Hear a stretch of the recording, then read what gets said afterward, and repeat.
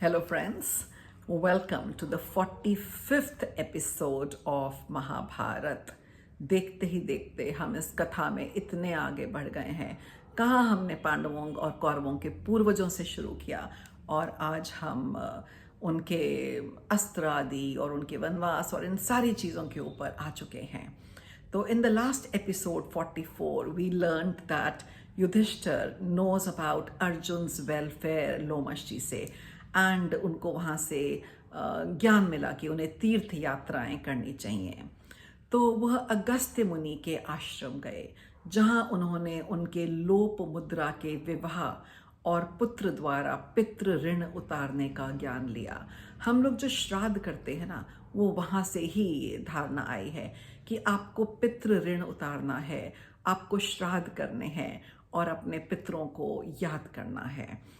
तो लोमश जी ने उन्हें परशुराम जी का तेजहीन होना और फिर तेज प्राप्त होने की कथा बताई। आपको तो पता ही है कि Parshuram ji is considered as one of the immortals, कि उनको कभी मृत्यु नहीं होती और उन्होंने कहते हैं कि 28 बार पृथ्वी को क्षत्रियों से विहीन कर दिया था। इतना बलशाली थे और इतना पराक्रम था। तो जब परशुराम जी को पता चला कि विष्णु जी ने दशरथ पुत्र राम बनकर जन्म लिया है, तब वह कौतूहलवश उन्हें देखने गए। तो परशुराम जी की कथा है कि जैसे उन्हें पता चला कि विष्णु जी राम के रूप में आए हैं दशरथ के घर में, तो कौतूहल तो होता ही है ना स्वयं विष्णु का अवतार देखने का। तो वह उन्हें देखने के लिए पहुंचे। जब राम ने उन्हें प्रणाम किया तब उन्होंने उसे अपने धनुष की प्रत्यंचा चढ़ाने को कहा, डोरी चढ़ाने को कहा, जो श्री राम ने सहज ही कर दी। उनका अभिमान देखकर श्री राम ने अपने दिव्य रूप और शस्त्र कौशल दिखलाया। उन्हें लगा कि परशुराम जी में अभी अभिमान है, तो थे तो विष्णु के अवतारी, तो उन्होंने भी अपना दिव्य रूप दिखाया और अस्त्र कौशल दिखाया। पूरी पृथ्वी कांपने लगी। परशुराम जी तो अचेत जैसे हो रहे थे।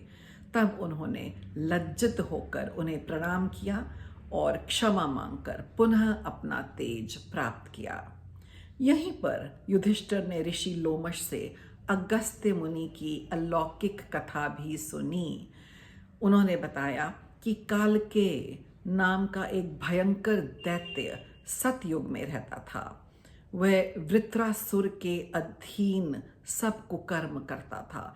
वृत्रासुर ही उसका, आप कहते हैं जैसे मालिक और आका था, वही उसको जो आज्ञा देता था वो करता था। तीनों लोग बहुत परेशान थे। तब इंद्र ब्रह्मा जी के पास गए और वृत्रासुर को मारने का उपाय पूछा कि कैसे इनसे पीछा छूटेगा। तब ब्रह्मा जी ने बताया कि दधीची नाम के बहुत उदार महर्षि हैं, तुम उनसे वर मांगो और वर में उनकी हड्डियां मांग लो। तो आप किसी से उसकी जान ही मांग रहे हो। पर ये हमारे महात्माओं का, ऋषियों का महत्व था कि वो अपने प्राण भी त्याग देते थे पृथ्वी के कल्याण के लिए, और उनको अपनी हर इंद्रियों पे वश करना आता था। और उन्होंने कहा उनसे अगर हड्डियां मांगो तो वो कभी इनकार नहीं करेंगे। उनकी हड्डियों से तुम एक भयंकर 6 दांत वाला वज्र बनाओ, उससे ही उस वृत्रासुर का वध होगा। तो ब्रह्मा जी के आदेशानुसार देवताओं ने उन्हें प्रसन्न करके दधीची से उनकी हड्डियां मांगी। तब ऋषि दधीची ने इंद्रियों को नियंत्रण में किया और प्राण त्याग दिए और उन्हें अपनी हड्डियां दान में दी, ताकि सबका शोषण करने वाला राक्षस वृत्रासुर उसका अंत हो सके। तो विश्वकर्मा, जैसे आजकल हम विश्वकर्मा डे भी बोलते हैं, कि जो कला के बहुत बड़े ज्ञाता थे, जो देवताओं के वहाँ उनका सारा कार्य संभालते थे, भवन निर्माण ये सब और अस्त्र बनाना। तो विश्वकर्मा ने उन हड्डियों से वज्र बनाया और उसे मारने के लिए सब देवता लोग चल पड़े। वो दैत्य भयभीत होकर राक्षस समुद्र के तल में छिपकर बैठ गए। वह दैत्य समुद्र से निकलकर प्राणियों को खाकर वापस वहीं छिप जाते थे, क्योंकि समुद्र के अंदर जाना आरों के लिए बहुत कठिन था, तो वो उनको एक अच्छा स्थान मिल गया था। इंद्र ने विष्णु जी से प्रार्थना की कि समुद्र को सुखाए बिना उसका अंत नहीं होगा, तो कैसे करें। तो उन्होंने कहा कि सागर को तो केवल अगस्त्य जी ही सुखा सकते हैं। अगस्त्य ऋषि में ही इतना महिमा, इतना बल और इतना तप है। तो सब देवगण उनके आश्रम पहुंचे। वहां उन्होंने ऋषि अगस्त्य के विंध्याचल पर्वत को रोकने की रोचक कथा सुनी कि अगस्त्य मुनि ने एक बार विंध्याचल पर्वत को बोला कि रुक जा, और वो रुका रहा। ये कथा मैं आपको बहुत संक्षेप में सुनाती हूँ। तो एक बार विंध्याचल पर्वत सूर्य पर कुपित हो गए, गुस्से हो गए, और अपना कद बहुत बढ़ा लिया और कहा कि मैं तुम्हारा रास्ता रोक दूंगा। सूर्य और चंद्रमा के मार्ग में बाधा आने लग गई। आप लोग सूर्य ग्रहण सुनते हैं ना, तो विंध्याचल ने भी एक बार गुस्सा होकर उनका रास्ता रोकने की सोची, और पृथ्वी पर अंधेरा सा होने लगा।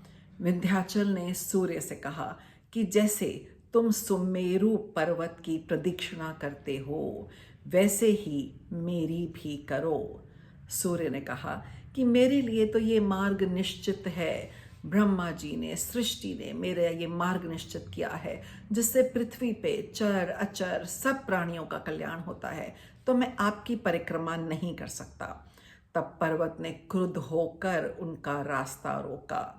तो देवताओं के अनुरोध पर ऋषि अगस्त्य विंध्याचल के पास गए और बोले, हे पर्वत प्रवर, मैं किसी कार्य से दक्षिण की ओर जा रहा हूं, आप मुझे उधर जाने का मार्ग दे दें।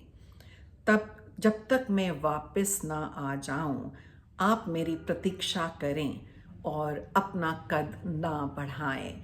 तो मैं दक्षिण की ओर जा रहा हूं, मेरे वापस आने तक आप और ना बढ़ें, आप मेरी प्रतीक्षा करें।